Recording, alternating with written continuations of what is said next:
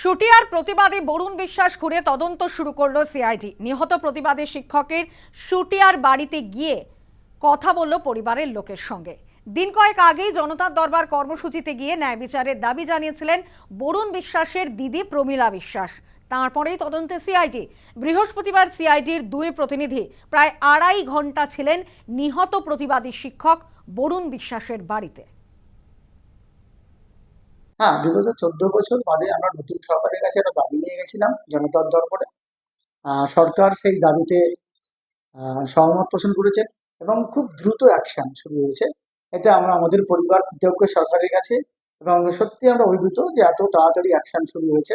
এটা আমরা বিগত সরকারে আমরা দেখিনি এবং বিগত সরকারে আমরা তদন্তের নামে একটা প্রহসন হয়েছে। সেই কারণেই আবার এটা ফার্দার ইনভেস্টিগেশন দেওয়া হয়েছে। এখন আমরা আশায় বসে আছি, দেখা যাক যদি ধরনের বিচারটা আমরা পাই। আর তো আমাদের কিছু বলার নেই, সরকারের উপরে আমাদের দাবি রইল যেন সঠিক তদন্তটা হয় এবং সঠিক যারা প্রকৃত দোষী তাদের খুঁজে বার করে তাদের যেন অপরাধীদের শাস্তি হয়।